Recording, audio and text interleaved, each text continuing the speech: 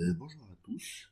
Dans cette capsule, je vais vous proposer une correction de cet exercice hein, qui traite du produit vectoriel. Donc le produit vectoriel de deux vecteurs, on nous donne ici un repère orthonormé direct, c'est-à-dire orienté. Les vecteurs unitaires sont I, J, I, K. Et on nous donne deux vecteurs, on nous demande de calculer le produit vectoriel W. C'est ce symbole qui est réservé, ou des fois dans la littérature on voit également celui-ci, c'est-à-dire le signe fois, et ça surtout dans les notations anglo-saxonnes. Après, on nous demande de vérifier que le produit vectoriel est perpendiculaire aux deux vecteurs I et V, c'est-à-dire il est perpendiculaire au plan défini par les deux vecteurs I et V, et on nous demande de calculer V fois U, et qu'est-ce qu'on peut remarquer? Donc le produit vectoriel de deux vecteurs, ce qu'il faut savoir, contrairement au produit scalaire, c'est un vecteur. Et les bases doivent être orientées, c'est-à-dire lorsqu'on se place là, j'ai représenté le schéma. Si j'ai le vecteur U, le vectoriel V, avec ces deux vecteurs, je peux définir un plan. Et bien tout l'exercice nous dit que le produit vectoriel de deux vecteurs est un vecteur qui est perpendiculaire à ces deux vecteurs. Voilà. Et la longueur de ce vecteur représente en réalité la surface du quadrilatère ou du parallélogramme défini par les deux vecteurs. Mais avant de démarrer, moi je voudrais rappeler comment on calcule le produit vectoriel de deux vecteurs d'une façon générale. Si je me donne un vecteur U, dont les composantes sont, j'appellerai ça A selon la direction I, plus B selon J, et plus C selon K. Et je me donne un vecteur U' dont les composantes sont A' selon I, plus B' selon J, et plus C' selon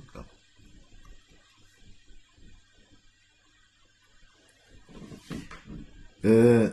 Pour calculer le produit vectoriel de deux vecteurs que j'appellerai W, il y a plusieurs méthodes et que je trouve très difficiles à mémoriser parce qu'on doit faire des règles alors que le produit vectoriel peut être calculé de façon très simple. Il suffit d'utiliser les propriétés suivantes, c'est-à-dire que le produit vectoriel de I vectoriel J est égal à K. Et par permutation circulaire, I fois J est égal à K, J vectoriel I, allez, je mettrai moins K, puisqu'il n'est pas commutatif. Et I fois J fois K, vectoriel K, est égal à I. Et le dernier I, J, K, et K, vectoriel I, est égal tout simplement au vecteur J. Et naturellement, les vecteurs collinéaires, leur produit vectoriel est nul. I vectoriel I est nul. I vectoriel I est égal à J vectoriel J est égal à K vectoriel K, et c'est égal au vecteur nul. C'est tout sur les choses qu'on doit savoir, et normalement cela c'est par définition. Donc si je vais pour calculer le vecteur W, donc le produit vectoriel de deux vecteurs est un vecteur, donc a priori je mets ces trois composantes selon I,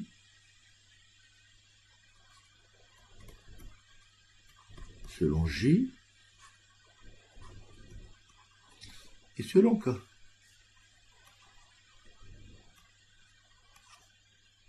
On y va. Là, on va distribuer, on va faire A fois A', I vectoriel I, ça fait 0. I fois J, c'est K. Donc là, selon K, j'aurai A, B'.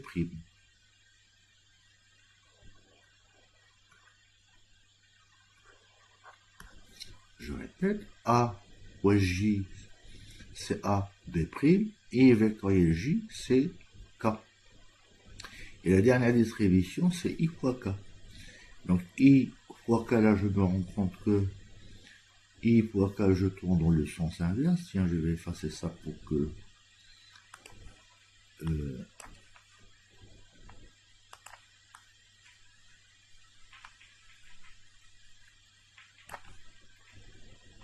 il suffit de respecter, de regarder ça, de mettre un petit schéma. IJ, I, J, et K. Quand je tourne dans le bon sens, c'est-à-dire dans le sens direct ou le sens anti-horaire, c'est plus, et dans l'autre sens, c'est moins. Donc là, on a dit que IK, I fois K, je vais dans le sens anti-horaire, donc le produit, je mets à moins, à cause de la fonction sinus. Donc nous avons dit, donc là, j'aurai A, C' selon J, moins A, C'. Donc ça, c'est nul. Et le dernier, c'est tout simplement, je répète, A, B', IJ, ça fait K. Et I fois K, ça fait du moins J. Et donc là, j'ai moins A, C'. Donc je passe au deuxième. B, A', J fois I. J fois I, je vais dans le sens anti-horaire, ça fait moins K.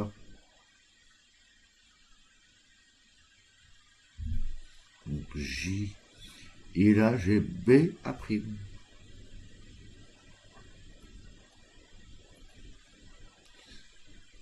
Après J fois J vectoriel, ça fait 0.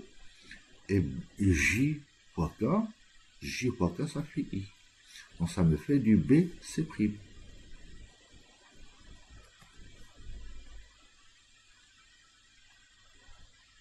Ça, on a fini avec J, on va passer à K. K fois I, ça fait du J. Donc j'ai C A'.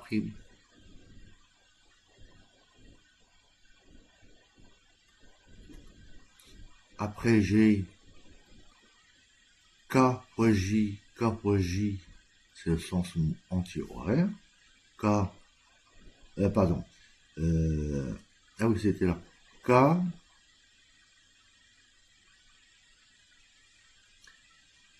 J, et après le dernier, c'est C.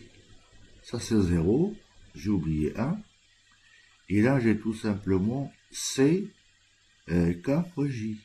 K fois J, nous avons dit que c'était anti-horaire. K fois J, nous avons dit que ça fait moins C B'. Moins C B', I là.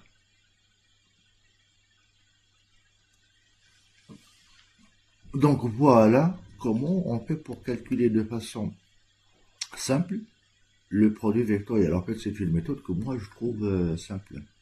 En fait, à ceci, je peux associer par rapport au signe. En fait, il suffit, et surtout en physique, on rencontre souvent ça. Quand on tourne dans ce sens, c'est ce qu'on appelle le sens anti-horaire, ou bien on applique la règle du tire-bouchon, c'est-à-dire, il suffit de prendre un bouchon quand est-ce qu'un vecteur entre et quand est-ce qu'il sort. Surtout quand les vecteurs sont dans un plan. Je donne un exemple. Quand vous avez ici I, J, il suffit de ramener ce vecteur, c'est celui-là, et vous utilisez votre main, plutôt que d'utiliser la main droite, etc. Il suffit de savoir utiliser ou d'avoir utilisé soit un tire-bouchon ou un tournevis. Vous voyez bien que ici, dans ce cas-là, le produit vectoriel, on le ramène, et à ce point-là, qui veut dire que la flèche est dirigée de l'écran vers vous. Par contre, quand vous tournez de J vers I, vous voyez bien que vous êtes en train d'aller au-delà de l'écran et vous avez ce symbole, c'est-à-dire, ça c'est la flèche et ça c'est la croix qui est derrière la flèche. Donc après avoir fait ce rappel, on va appliquer ceci tout simplement à notre exercice. Donc j'ai deux vecteurs dont les composants sont de 3, 0. J'efface ça.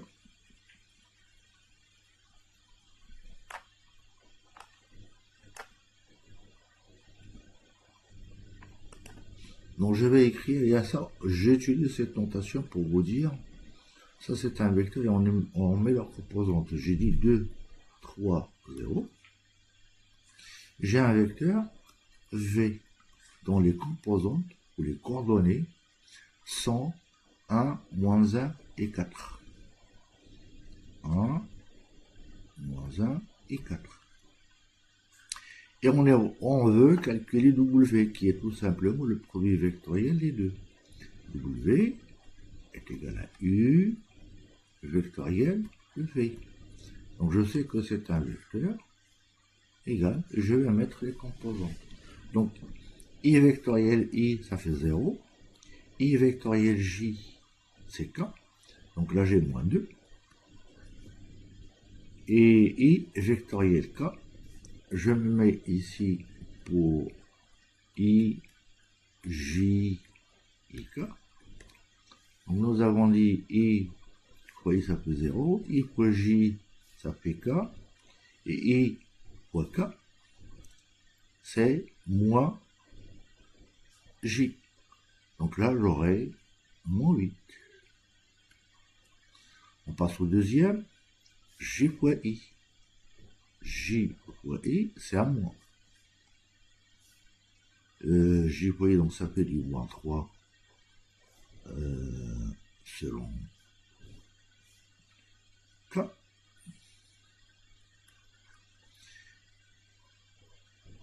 J fois J, ça fait 0. Et J fois K, c'est I. On fait du 12. Le dernier, c'est 0, 0 et 0. Donc ça, je n'ai pas de problème. Donc le vecteur obtenu, c'est 12, moins 8 et moins 3. Ça, c'est le vecteur W, qui a pour composante moins 12i, plutôt 12i, moins 8j, moins 3k. Cette propriété très importante, c'est ce que j'ai dit au départ, que le produit vectoriel est un vecteur qui est perpendiculaire aux deux. Donc pour démontrer que deux vecteurs sont perpendiculaires, on passe par le produit scalaire. Je donne la définition du produit scalaire, il y en a deux. Donc si j'utilise la notation de tout à l'heure, c'est A plus B, B' plus C, C'. Et on sait également savoir le module de A. Le module de U multiplié par le module de V multiplié par le cosinus que font les vecteurs U et V. Et c'est en ce sens qu'on voit que le produit vectoriel est commutatif, puisque quand on tourne, l'orientation n'a pas de sens, et de toute façon c'est un nombre. U, V et VU, puisque la fonction cosinus est une fonction paire. Donc on n'a pas un problème de signe. Et donc quand est-ce que le produit vectoriel est nul, est égal à 0. Je viens ici, je fais U, ça j'ai oublié, U fois V. U scalaire, là je mets un pont, je mets rien. U scalaire V égale à 0. Bon, si, et seulement si bien sûr, il ne faudrait pas que les normes soient nulles, hein, j'exclus les nuls, si seulement si le vecteur U et V sont orthogonaux. C'est-à-dire que la mesure de UV, U et V est égale, le vecteur UV orienté est égal tout simplement à pi sur 2 plus Kpi. Tous ces... pardon. Oui, le cosinus de tous ces angles-là, il vaut 0, puisque j'ai celui-là, chaque fois que je fais une rotation de pi sur 2, j'ai un cosinus qui est nul. Donc on va appliquer ça à notre exercice. Donc je vais passer après avoir appelé ça. Donc je dois à la fois calculer W scalaire U. On doit prouver est égal à 0. Donc on y va.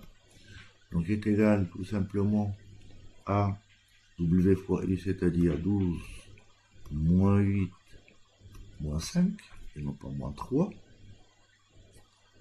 scalaire, le produit scalaire de le produit 2, 3, 0, 2, 3, 0. Donc c'est égal tout simplement 24. Là j'applique l'autre règle. 2 fois 12, ça fait 24. 2 fois 12, moins 3 fois 8, et bien sûr, moins 5 fois 0. Et ça vaut 0. Donc, on met bien W est perpendiculaire à U. Donc, on va passer au second vecteur. W est égal tout simplement W fois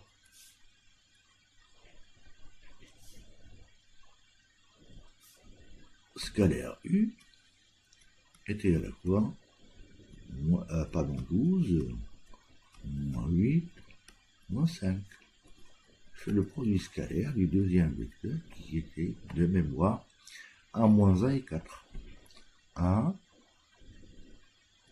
moins 1 et 4. Et c'est égal à quoi? J'ai ça fois ça, ça fait 12, plus moins 8 fois moins 1, ça fait plus 8, et j'ai moins 20. Et ça fait 0. Ce qui veut dire, en effet, que le produit vectoriel des vecteurs U et V, si je vais pas le produit vectoriel de U et de V, c'est un vecteur qui est perpendiculaire à ce plan. Il est par là, si je le trace dans l'espace. Voilà la propriété qu'il faut savoir. En fait, quand je fais le produit, quand je ramène ce vecteur vers celui-ci, et ben je balaye sur une surface, et ben la surface balayée, elle correspond tout simplement à la surface de cette surface balayée. Et pour calculer la surface d'un triangle, il suffit de diviser la surface par 2. D'ailleurs, on se sert souvent de cette propriété. On nous dit de calculer V fois U, bon ça c'est pas nécessaire. V fois U, V scalaire U, on va trouver c'est égal à moins U vectoriel, pardon, vectoriel et non pas scalaire, U ceci. Car, pour ne pas faire le calcul, on sait que le produit vectoriel est égal au module de U fois le module de V fois le sinus de U V. Or, la fonction sinus n'est pas une fonction paire, c'est-à-dire elle est impaire d'ailleurs. Je sais que sinus moins alpha est égal à moins sinus de alpha.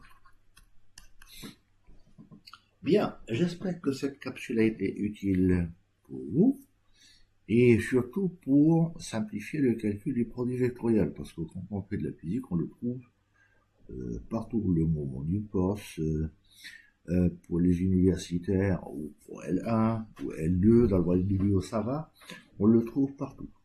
Une indication supplémentaire, en fait, le produit vectoriel n'est pas tout à fait un vecteur, on appelle ça un pseudo-vecteur, c'est-à-dire pour pouvoir